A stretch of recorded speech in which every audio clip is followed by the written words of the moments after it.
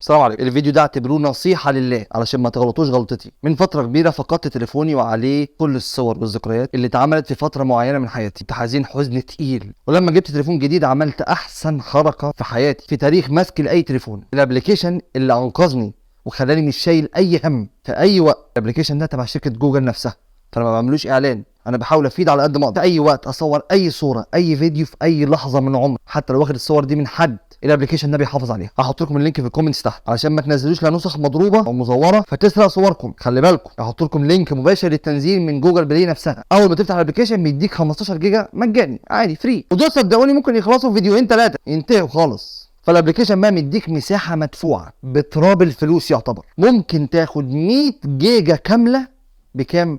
ب 14 جنيه، او تدفع في السنه كلها 150 جنيه، يعني 12 جنيه في الشهر. مفيش سعر اقل من كده ابدا. وبعدين ايه ده؟ من شركه جوجل، يعني امان مليون المية.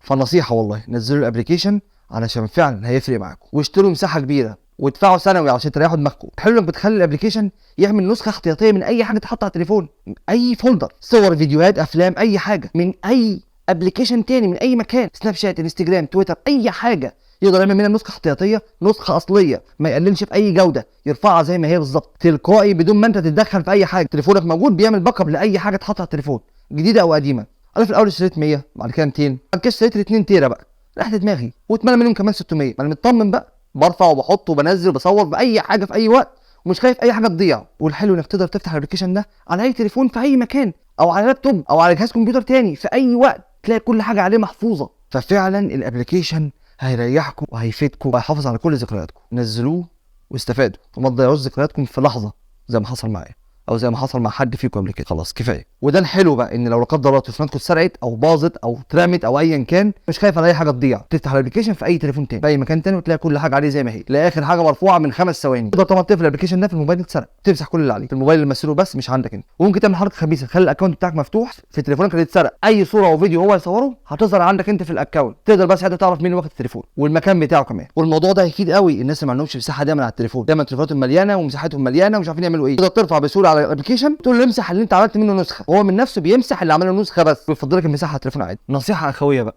اللي احسن تعمل اكونت جديد خالص، ما يكونش داخل بيه في اي مكان تاني، يكون اكونت كده نضيف برقم جديد لو نفع يعني، علشان بس يكون الاكونت بعيد عن اي مكان بقى دخلت عليه قبل كده، او تكون مسجل دخول عليه، يكون بباسورد مختلف طبعا، وباسورد معقد، وتكون عارفه كويس قوي.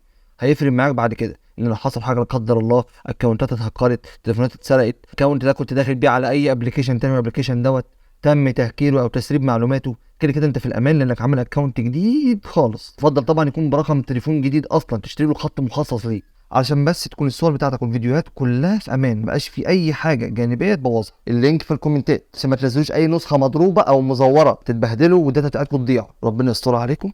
السلام عليكم.